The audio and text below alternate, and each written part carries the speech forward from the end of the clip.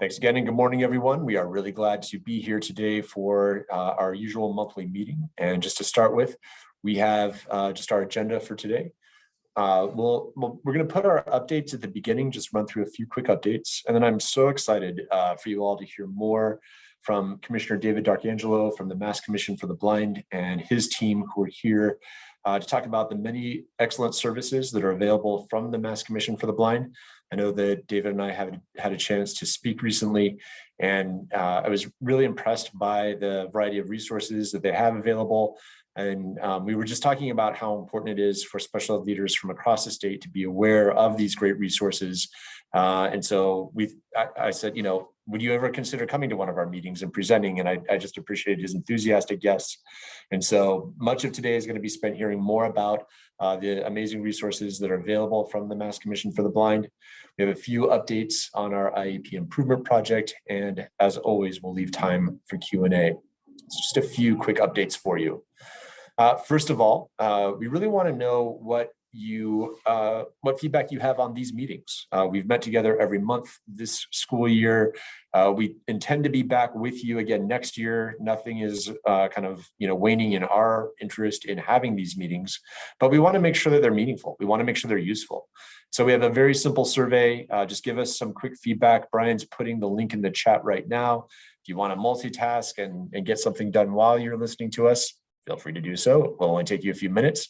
It gets the job done, so it doesn't have to go onto your to-do list for later.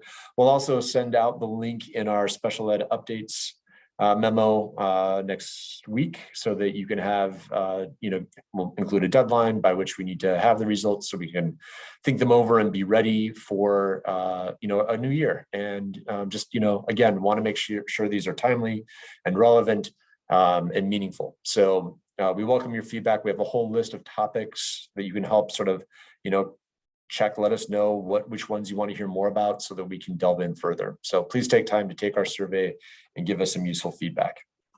I'm going to turn it over now to Jamie Camacho, our Director of Special Education Planning and Policy, just to talk about some changes to the Indicator 7 data collection. So Jamie, thanks for being here. Thank you. So just a little bit of information about Indicator 7. As most of you know, we've moved away from the smart forms, and we have a new database. It's called the Early Childhood Outcomes Summary Database. We call it ECOS.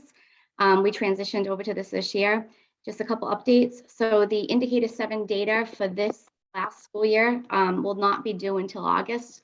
Jean Lou from my office will send out an email when it's time for you to submit that data. It's tied, the data in the database is actually tied to SIMS. So we need to wait until the SIMS final certification is complete, which we anticipate to happen in July. And then you'll receive something from our office that will let you know that it's time to submit that data. Starting next school year, all of the districts that typically you all submit your data in a cohort model, it will not be in a cohort model any longer. You'll be submitting annually the data, your entry and exit data. It'll be done through the ECOS database, and there'll be some training that will be provided to everybody in the fall. So you'll have some information on exactly how to do that. If you have any questions about anything, I think Brian's gonna put some information in the chat of how you can get in touch with Jean from our office, and she will be happy to provide you some more information on that. Excellent, thanks, Jamie. No problem. And then going on to Equitable Services Resolution funds. Sure. So just an update on Equitable Services. So as many of you know, many of you received allocation letters for the resolution funds in May. For those of you that have not submitted your affirmations to us, the affirmations for the resolution funds were due June 1st. If you could get them in as soon as possible, you can send them to the Equitable Services inbox. That would be great. Just a reminder that you have to make sure that you're addressing the resolution funds separately. It can be part of your meeting to talk about equitable services, but we just need to make sure that the affirmation actually indicates that you talked about the resolution funds. There is a sample of the resolution funds of an affirmation that would be something you could use for the resolution funds. It's on our website if you want to use that. And if you have any other questions about equitable services or the resolution funds, you can certainly send those to the inbox, Equitable Services inbox, and we'll be happy to answer those questions as well. Yeah, Russell. Great. Absolutely. Thanks, Jamie. Appreciate those updates. So just finally, the final update for today is just to talk about our job fair next week. And we are really excited to be hosting the very first virtual job fair for the whole state, covering, public schools and approved special education schools. And of course, collaboratives are part of our public schools, obviously. So really, big umbrella here for really looking to match job seekers with employers across the state. So we've co-sponsored this with DESE and Mass Hire, had excellent input from special education directors, from MOEC, from the approved special education schools. And so really right now we continue to look for job seekers because we have hundreds of schools and districts signed up to be there, to be present, to meet job seekers. And we do already have, I believe, more than 2,000 job seekers signed up. We hope to get even more closer to the date. So if you know somebody and you want to share anything about this, we have some useful tools for you here. On the flyer that you see on the left has the QR code that people can scan and get right into information about the event. And Brian is putting in the chat the link to click that gets you to the same place so that job seekers can sign up and attend and hopefully get matched. And I think that, we're looking for such a wide range of people who support our schools, everything from bus drivers to guidance counselors to educators and business analysts and IT specialists. So, the world of education is broad and we all know that, and we have staffing needs in all of these areas. So maybe, a job seeker, someone who's out there, we're not just looking for educators. We're not only having this job fair to have matches for people in the classroom. It's everyone who supports the classroom who we want to try to match up as well. So we hope it's a really successful event. We hope to replicate it in the future and hope that you are able to be a part of this in some way. So thanks for your interest. We look forward to reporting on how it goes. Our next meeting, I'll repeat this at the end, July 22nd, 11 to 12. And we always record these. So I know there are vacations in July, but they are recorded and posted. So if you can't make it live, just, tune in later. We'll be glad to make sure we have information that hopefully will be timely and useful to you. So I'm going to just advance 2 slides and then turn it over. Just a reminder that we have Commissioner David D'Arcangelo with us here from the Mass Commission for the Blind. Martha Daigle, if you wouldn't mind just coming on screen real quick. I always, one of the things that I regret about these virtual meetings is we just don't have the chance to put faces with names. And so the way that we did when we were in person. So Martha, just appreciate the work that you do to connect DESE with the MCB. We have multiple people who do this, but you are one of our close contacts with the MCB, and just wanted to, as always, just thank our staff for their hard work and put faces with names so that school and district leaders know kind of who else is here doing this great work. So thank you, Martha. Appreciate you being here. And I'm now going to turn it over to my very esteemed colleague, Commissioner David D'Arcangelo. I'm going to stop sharing my screen, and Commissioner, you should be all ready to go. I will go off screen myself. You have the floor. Terrific. Russell, thank you so much. Can everybody see my screen here? Yeah, everybody see it and hear me clearly? Yeah, I think we're seeing you in presentation mode. Oh, okay, let's see. It would be the That's other. about, there we go. Is that it? Now we're seeing the your whole original PowerPoint. There we go. That's perfect. Okay, great. All right. Well, Russell, thank you. And to DESE and your team, Martha and Jamie and everybody else that we work with. It's great to be here. It's David D'Arcangelo, Commissioner of the Massachusetts Commission for the Blind. I've brought with me our great team here, starting with our Deputy Commissioner, John Oliveira, and other professionals that you'll meet as well. Before we begin, though, I just want to say a personal thank you. Here I am, a special education parent. My daughter, Isabella, has an out-of-district placement at a 766 school, Hopeful Journeys up in Beverly. So I have an understanding and an appreciation for the work you all do for our students and our families. Thank you for the work you do. We truly appreciate it and value it. So, and I understand that both as a commissioner and administrator type of thing, but also as a parent. So I wanted to be sure to let you know that. So off we go here. It's MCB, and again, I brought Deputy Commissioner Oliveira, Mayanne McDonald Briggs, who's many of you may know, Nina Kagan, if you're in and around the Boston district, I'm sure know, and Carrie Brazier, the director of our AIM library. I do like to start with our first commissioner of MCB, Ms. Helen Keller. Alone we can do so little, together we can do so much. And throw it in there, I know you're always looking for dollars. By the way, most of the services we're talking about here today are free to districts and families. I really want to start with this slide. It's intense, I get it, but just briefly to let you know, we are one of 2 vocational rehabilitation agencies here in the Commonwealth, in state government, the other being our sister agency, the Massachusetts Rehabilitation Commission. MCB, we focus specifically in on blind people. This slide represents all people with disabilities in Massachusetts, and this is really what we're up against. Nearly 2/3 or 60-something% of all working age people with disabilities are not in the labor force. Forget about being unemployed. If you're unemployed, at least you are in the labor force. We've got 2/3 not even in the labor force. So our team spends a large amount of time working to get people with blindness resolved to be in the labor force. And really, it's a 2-step challenge. You can't get somebody a job until they're resolved to want to work. So many of the programs and services in government are focused on step 2. If we can get you into step 2, we're pretty much there. We have a good track record of getting people employed. It's that step 1 of getting people into the labor force. And that's what I'd ask you all to consider.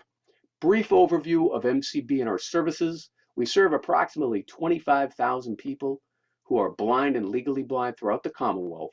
Of that, we've got about 2,177 individuals, and that's supposed to be age 3 through 21. Sorry for the minor typo there, 3 through 21 that are in your realm.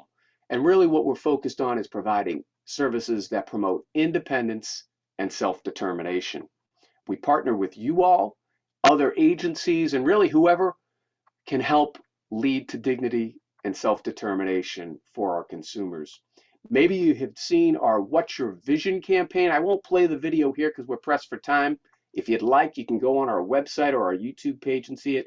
But last year, we spent about $400,000 running ads on TV, all geared towards getting people with blindness into the labor force and working. The following PSA. Actually, I won't play it. I'll just go on to the next slide here. So many people ask, well, hey, how do you become legally blind? It's in Massachusetts General Law, Chapter 6, Section 136, and it indicates that legal blindness in Massachusetts is 2,200 in the better eye. There's also a 10-degree radius of field, and it gets a little bit more specific, but that's generally how you can think of it. So there's everybody from somebody like me who's right on the legal definition of legal blindness. I'm 2,200 with my glasses on, to somebody like my colleague John here, who really doesn't have much vision at all. Most people fall somewhere in between, and actually, most people on our register do have some usable vision. So the archetypal metaphor, I think, is a little bit different than what people think of. They think of a blind person with a cane or a guide dog and they can't see at all. That's not necessarily true. So I should be considerate of that people with blindness present in all types of ways. At this point, I'm going to ask John to jump in to briefly talk about some of our vocational rehabilitation services. John, are you there?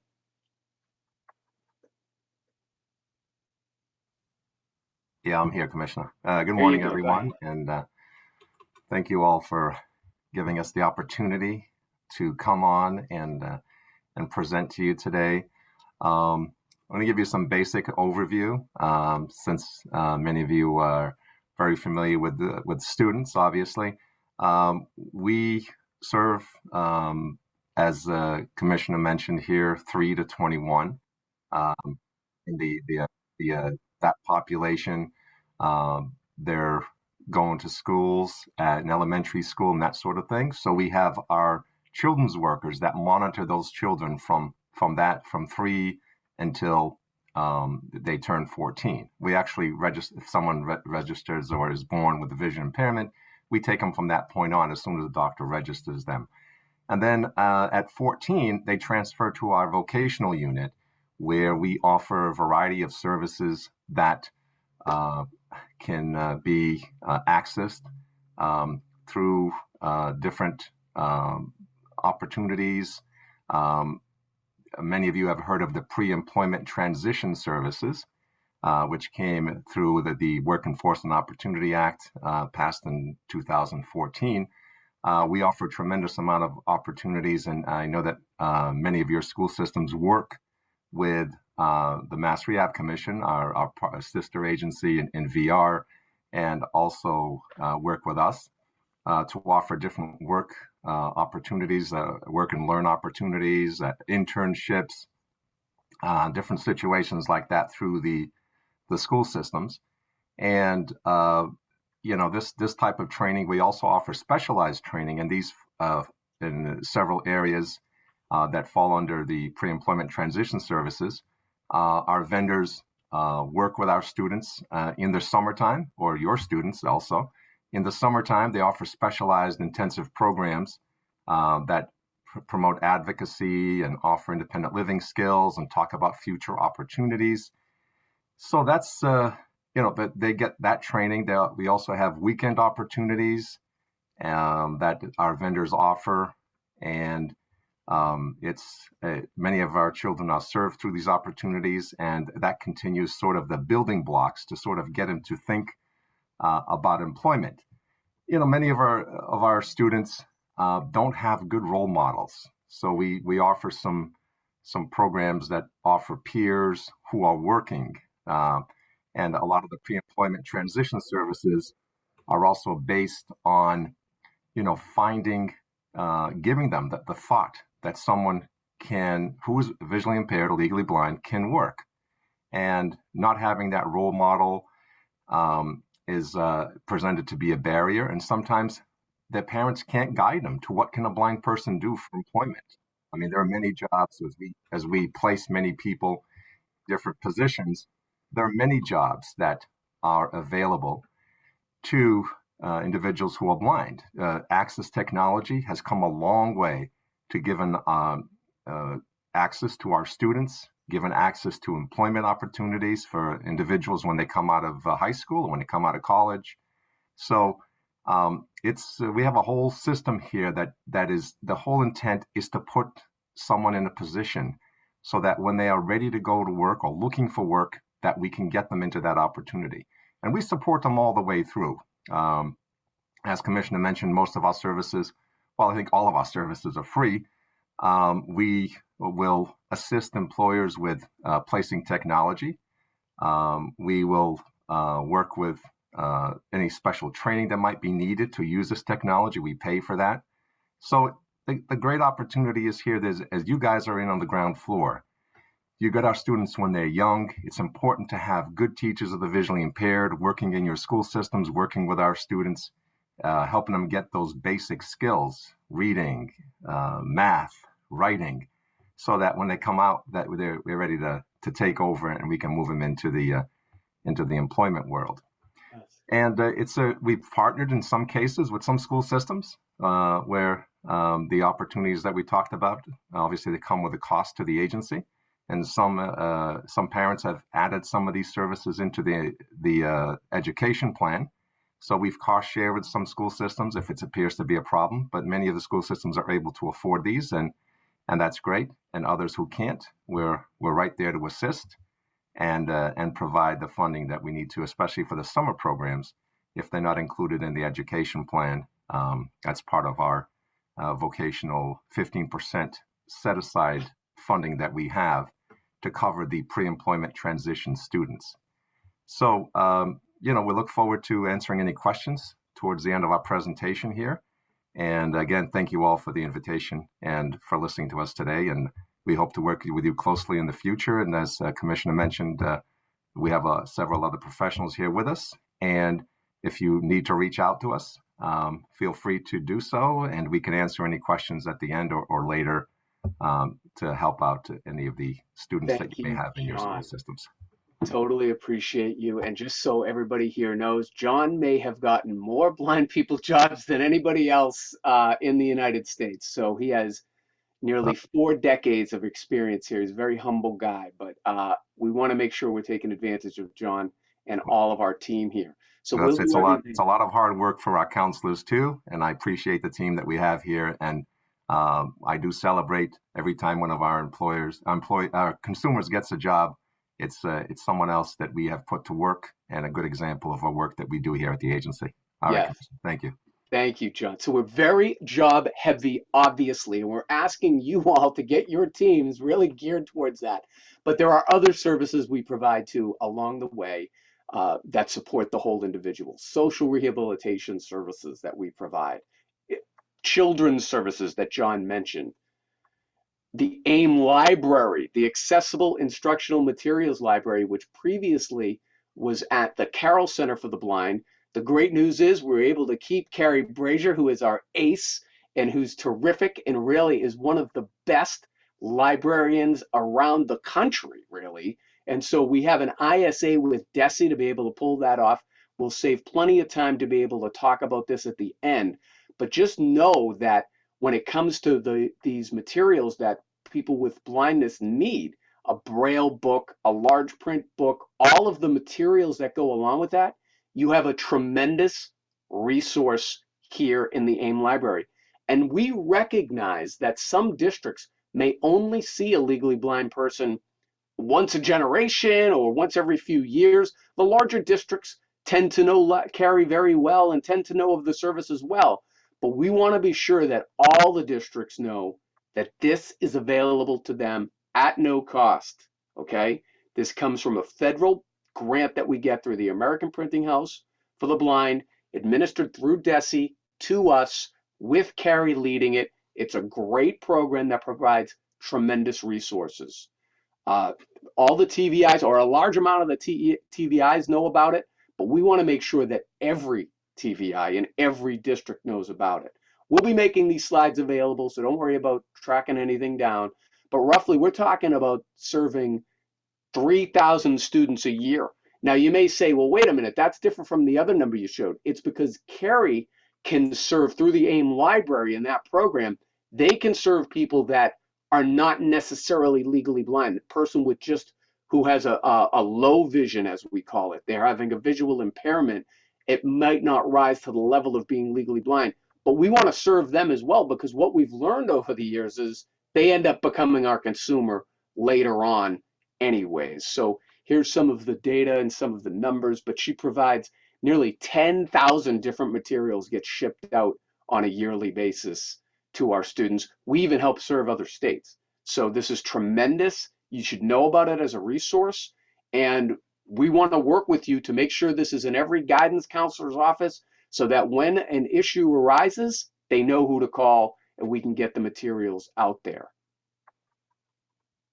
Now, and here's Carrie's information that we'll make available as well. Now, on to our quest for independence, which I think is one of the things that spurred Russell to want to include us here. So we, as a federal VR agency, can get federal reallotment dollars. These are dollars that are unspent. They go around to all of the agencies in the country that have unspent funds. RSA, which is the U.S. Department of Education's agency, they collect all that money, they put it back out, and they allow organizations to do projects. Well, we did a project, and it's called the Quest for Independence. The 13 keys here we put right in our RFR, right in our scope, and they line up exactly with those in WIOA and to PREETs. So we are teaching the pedagogy here right in this book, and we've made it in a graphic novel that is accessible. We have an audio version of this as well. It's large print, as you can see. We'll make it available in Braille. You can use this for people who aren't even legally blind, who have other disabilities. And really what it does is it takes Sophia and Alex, two students, through their VR journey, and we thought it was an interesting way for the students and their families to be exposed with the process of VR and PREETs and WIOA and everything else. It takes you through the whole thing. We believe that employment leads to independent and self-determination. One of the reasons we're pushing it so much.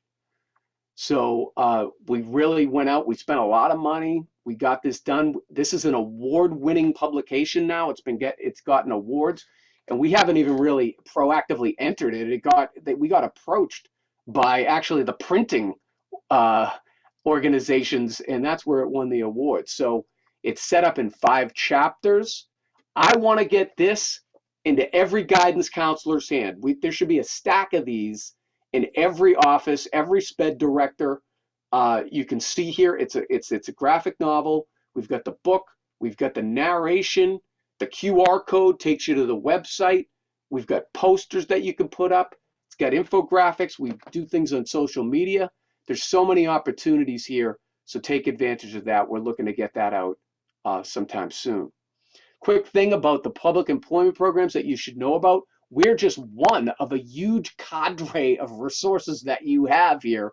We wanted to make sure, though, to not tell you all about our partners. We list DESE as a partner here because at the end of the day, really, what is public education?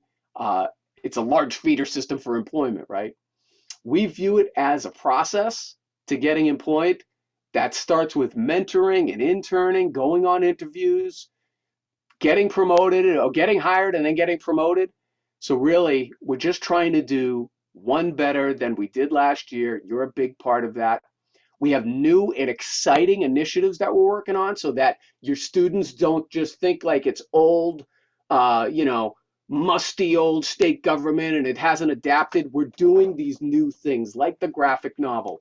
We have an entrepreneur solution in e-commerce. So if the students are interested in being their own business person and selling products online, we've collaborated with the National Industries for the Blind to develop this accessible platform so screen readers can work with it. If you just try to go on, if you're a person with legal blindness and you try to go on and use Amazon, a lot of those screens aren't accessible for your screen reader technology. This system is. They've customized it, they've made it and built it exclusively with our population in mind. So it's highly accessible, and really anyone now can have their own business. So at this point, really, any questions you have, comments you have, here's all our contact information. Again, we'll make these slides available. We're looking to work with you all and our consumers that are your students in your district to be able to improve the human condition for them and their families. So thank you again for the tremendous work you do. We have our team available here. If anybody has any questions, we'd love to get into a dialogue either now or if you want to set up meetings, we'll do that as well. So at this point, I'll stop sharing and turn it back to Russell. If there's any questions or comments, we'd love to be able to engage.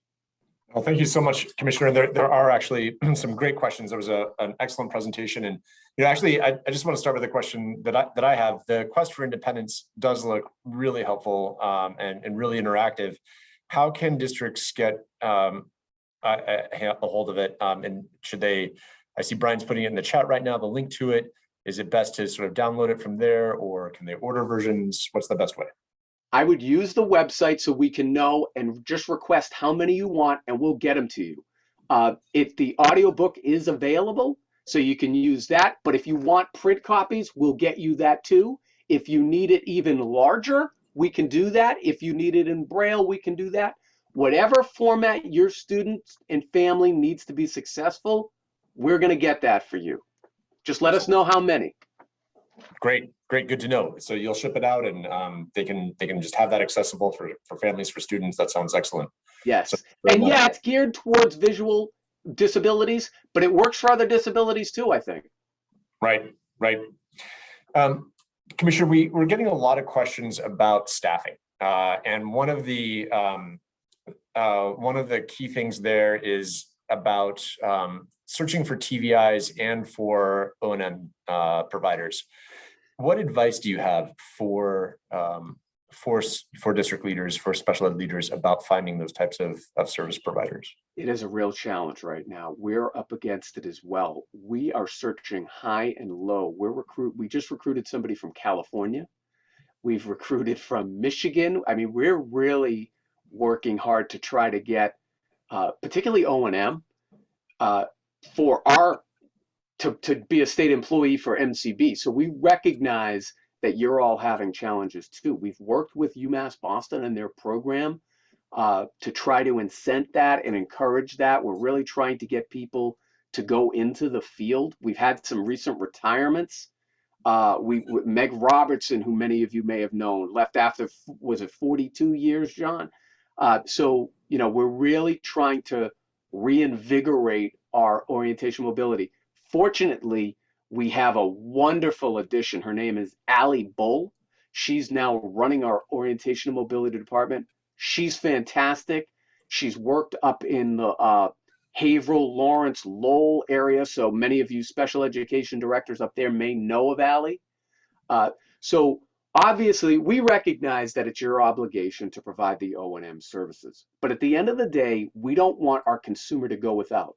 So what I would say is, if you're having a challenge, let us know about it. We'll have a dialogue, and we'll try to figure out what works for your area to make sure we can get our consumer the O&M services that they need to be successful. Great. And Commissioner, is there someone on your team who they should reach out to specifically about that? Yeah, I would say Allie Bull. Okay. Great. And if you wanted to pass on her contact information to us, We can will. certainly get that out. That would be great. Yes. Yeah, and Brian is right on top of it. Thank you, Brian, as always, for getting some the information. Carroll Center and Perkins School for the Blind also employs a large percentage of the TVIs in the state. So if you're looking to contract and just need someone for a few hours, Carroll Center and Perkins School for the Blind would be some good resources. A lot of systems have hired someone, and they share with other school systems, so that you may have just one in your school. So you could contract or get a partner with some other districts to combine either a TVI or an orientation mobility instructor. So we have to be creative. It is hard to get folks to come into this field, not because they don't want to do it, because they just don't know about it in many cases. So I think that we need to do more outreach to career fairs at high school level and undergraduate level to try to convince kids that students that this is a good profession to come into, and there's a decent living that can come from it, and it's a skill that's needed, and the rewards are great. Yeah. And we've even gone to the extent where we're asking the Human Resources Division, HRD, to reclassify, and we're looking any way we can incent the salary structure, whatever it is. We're trying whatever we can, because we know we're all competing for the same talent out there. Right. Exactly. No, that's great to know. And I appreciate that ability to follow up, particularly about O&M support as well, in particular. And the idea of kind of combining resources to approach Perkins or Carroll School as a combined entity would be a good idea as well. So thank you, John, as well. Commissioner, two more questions. So there's a question about getting support from MCB to provide a parent night. And who's the best contact for that? Yeah, I'm going to say send it to me, and I'll work with our team here. But Mayanne McDonald-Briggs is terrific. Nina Kagan is terrific. So we've got a great team in place to be able to support that. That's an idea that I think we had pre-COVID, and then COVID happened. And so we definitely want to work with you all to do it. We'll do it district by district, regionally, whatever the case may be. However we can get the biggest and best audience. Probably a hybrid model at this point too. We'll probably have an in-person with a streaming component. So yeah, we're very much interested in that, getting our information out there, how we can serve, because so many people, many of the fully blind youngsters that we have are pretty well connected with us anyways. It's a lot of the people like me. When I was back in school, I was so resistant of taking the services because I didn't want to be the stigma of being legally blind. It's getting to those consumers and those families that can be the challenge. So again, trying to be cool and modern with e-commerce and with the graphic novel, we're hoping to be able to get some of those tweener families in to be accepting of services. Excellent. So next week on June 15th, we have an event that we're holding for high school seniors that are going to college to talk about the transition from high school to college. And we also invite their parents. Many of the parents don't come, which is unfortunate, but we do send it out to the student and ask them to ask their parents to join them. And but that's been going on for several years here at the agency, where we reach out for that assist to that transition from seniors in high school to college. So we're looking forward to, again, continuing that this year. And yeah, it'd be a great opportunity to get parents.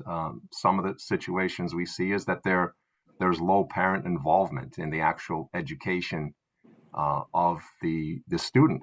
And again, it comes to a lot of the parents don't know what a legally blind person is able to do as far as employment goes. So yeah, that would be a great asset to put out there, and we'd love to partner with any school system that would love to come along with us, because we're going to need your help to get the parents there.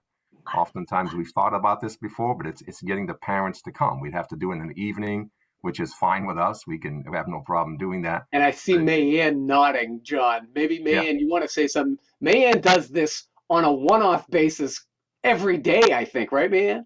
Yeah, she's in the field.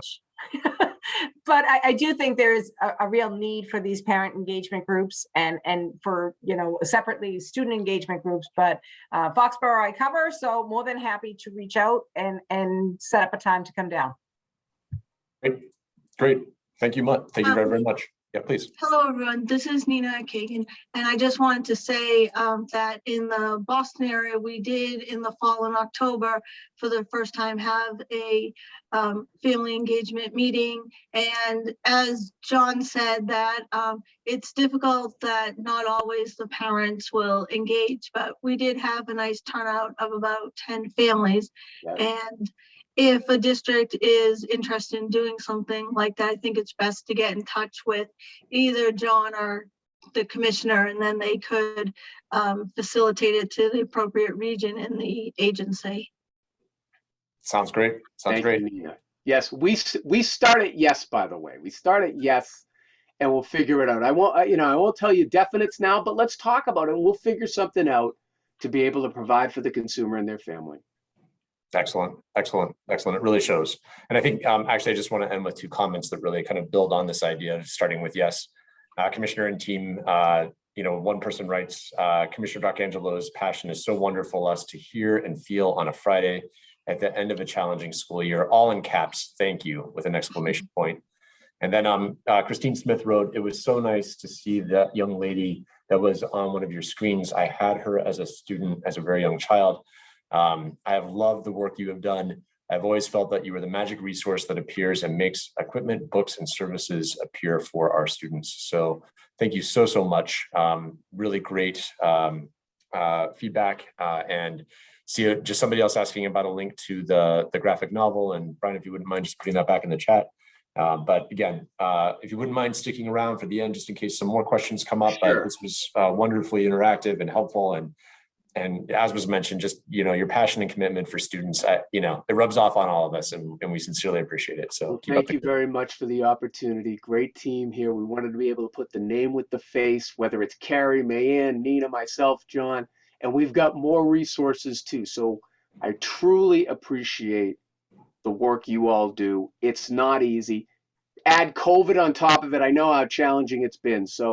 But let's work together. We'll get better outcomes for all of us. So thank you again. Absolutely. So we will go back to our presentation, and I'm going to put it in presentation mode. There we go. Brian, am I all set? Yes, you are all set. Great. Excellent. So I am just going to jump back in, and really what we want to do to build on Commissioner D'Angelo's presentation is to talk a little bit about pre-ET services, those pre-employment transition services. We're finding across the agencies, the two agencies that provide these services, as the Commissioner mentioned, both Mass Rehabilitation Commission and the Mass Commission for the Blind, we're seeing a little less referral for these services. And so just wanted to come to you today, especially as you're planning for next year, encouraging you to think about how these services can fit into your transition planning for your transition age students. And so we just have a lot of resources to bring. I'm not going to, in the interest of time, I'm not going to go in depth on each slide. I actually hope that maybe these next few slides you want to take them out of this presentation and share with your transition, team that you have in your school or district. Maybe go over these resources. That would be, I think, highly advisable, just to make sure that you're connecting where possible. I really appreciate this slide that just lays out the pre-ET services that are available. And again, just like Commissioner D'Angelo said, at no cost to you, to your district, to your students. So, everything from job exploration counseling, workplace readiness training, work-based learning experiences, counseling in post-secondary or training programs, and work on self-advocacy and peer mentoring. In my travels, I know that, I've been really lucky to just bump into some pre-ETS work going on. I've gone into schools and said, who's teaching this class right now? Small group of students may be working with someone, one of the service providers through pre-ETS on any of these types of activities.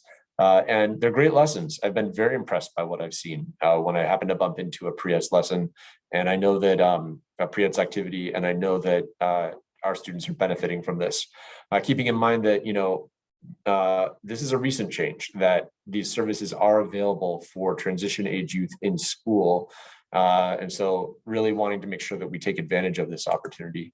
So on this slide, just quick reminder, no cost for these services. They can be provided in the community or in schools. And again, I've seen them happening in schools. They're usually a group setting. So small group of students, classroom type of setting in many cases, working on these skills. And I think that there are a lot of supports that they can provide that are extraordinarily useful. I'm not going to go through the step-by-step about how to connect students to pre-ETS, but this slide lays it out. And really, again, the referral can come from the student, from the parent, or from the school. And so anybody can take advantage of this. There are many ways to connect, many inroads to get these services. And then finally, on this slide, just some great tips about effective collaboration, how to make this happen. And I think, I imagine that having somebody who's the main point of contact from within your team to reach out to that main point of contact at MRC or MCB is really the best way to make things just sort of chug along and keep going. So it's not just a one-off, that this is a continual process, that you have someone who's designated to be working on this and exploring it and expanding upon it for students. And I think a really key takeaway here is, the way in which it can be available for students on IEPs or 504 plans, or who have a documented disability. And, it can be part of the transition process. So how do you think about this as part of your overall transition planning? Again, we hope you find this helpful. We hope you can share these slides maybe with your own team. If you're not providing pre-ETS right now, just kind of questioning how you can do that for next year now as we wind down this school year. All right, I'm going to move on to our final topic for today, which is the IEP Improvement Project. A few updates for you. First of all, with the Referral, Evaluation, and Eligibility Guide, we have started to embed PDFs, and we've got one so far, and we'll do more, and we will also translate as we go along as well, so that you can, some of the feedback that we heard from you was, we actually want this in a printed format. Remember, this is a digital learning tool right now. If you want it in a printable version, the PDF is going to work a lot better for you than trying to print what you see on the screen in the digital learning format. So again, we're embedding these PDFs as we go along. The first one is available for you now. And we've created this slide that shows you when you go on to the REE guidance, which Brian will put in the chat. We just have this arrow to show you right where to go, sort of within the, as you scroll through and go section by section. When you get to this section, on the general guide on referral, evaluation, and eligibility, you'll see this place where you can download the PDF version. So in response to some of the questions you've had, we wanted to make sure we have that available. The draft IEP form is now available in a Word version, and so Brian is putting that in the chat. Here's a really important note about what you're going to see in that Word version. As you know, the first version that we put out earlier this spring is in an Excel format, and we did that very deliberately so that you can kind of experience some of the interactivity. So, for example, if a student is transition age, we've built a lot more of the transition planning right into the IEP. We think that's really important. And so as you're scrolling through on the Excel version, if the student is of transition age, you click a question and it opens up more information to fill in. And so it's that interactivity piece that we very deliberately built into the Excel version. But the Excel version doesn't show you everything from start to finish. You have to click along the tabs at the bottom. So we've had a lot of requests for just one printable version so you can see the whole thing from start to finish. It will look very long. It's 22 pages in the Word version, but it's not 22 pages of work that people will have to do when they fill out the IEP, because it's really customized. If the student is a assistive technology user, there's more information that we want. But if they're not, you won't be filling out that section. When you print it out, you're just going to see a lot there. We also printed 5 sections of the goals, right? So they're blank goals that stretch across multiple pages, because we wanted to show you what it would look like for when students have multiple goals. So that's a quick update on the Word version. The label, just a couple things about the Excel version. The labels for the tab, for each tab have changed, pretty minor. Some minor changes to formatting. We've revised some of the wording in it as well, and updating formatting further. We've added some rows for benchmarks and objectives, and just some of the other changes that you see on here. Maybe you had some questions about these. Maybe you gave us some preliminary feedback. So we've just made some tweaks as we've gone along here. And that's what you'll see both on the Excel version and on the Word version are the changes that you see on this slide. We're really excited to get going with getting feedback. And as we've mentioned before, we have 3 ways in which we are engaging stakeholders around the draft IEP, with our goal of collecting as much information, particularly this summer, and then with the early adopters as they start to use the draft forms next school year. We have 3 ways that we're getting the input. Our early adopters, we have announced to many groups that we know are kind of primed to give us feedback, everyone from special education directors to advocacy organizations to parent groups, ways in which we can engage in small group targeted engagement to really just sit and listen and hear people's feedback all throughout the summer. But we also want to make sure that everyone has the ability to give us feedback. And so what we've made available right now is a survey that asks some key questions about the draft IEP. If you want to just, anyone can give us feedback. And so please feel free to take that survey. It will be up for the whole summer so that people can give us feedback. We will also translate it. We're also translating the Word version of the draft IEP so that we can make sure that we get a variety of voices giving us feedback, as wide variety as possible. And so this is available for you now. It's available on our website. Brian's putting a link in the chat. Let us know what you think about this. And we have team members who are working with us to compile all the information that we get from our targeted engagement, that we get from the universal survey, so that we really continue to strengthen this draft IEP, so that what we put out as a final version in 2023 will be one that is reflective of the input that you've provided us. So thank you in advance for your time on giving us that feedback on the survey. So just a couple of reminders from where we started this meeting. We also have a survey on these meetings. We want to know, are they useful? We want to know the topics you might want to talk about next year. We want to know the frequency of these meetings. What do should we be meeting a little, at what regular interval should these meetings occur? Just want to make sure that, we're bringing you information that's timely, meaningful, and relevant. And so if you wouldn't mind just taking this quick survey, do it today, it gets it done, and we begin to get some good feedback from you. As always, we put out information. No longer are we kind of sending out FAQ documents. We're really using our special education updates as a way of getting out information. If you haven't signed up, please do so. It's really our conduit for getting you kind of the information that comes up between these meetings, the information that we think you most need to know. And we're also trying to kind of narrow the topics, right? So today we spent a lot of time hearing from the Mass Commission for the Blind and really appreciate their information. And we want to just use the updates to where we can put a lot of other information to cut down on the kind of cornucopia of information that we have historically brought to these meetings. Our next meeting, one more time, is July 22nd, and we'll be really glad to just see you then. And just to conclude, we have a few minutes for Q&A. Let me call it up real quick and just see what's there in the Q&A.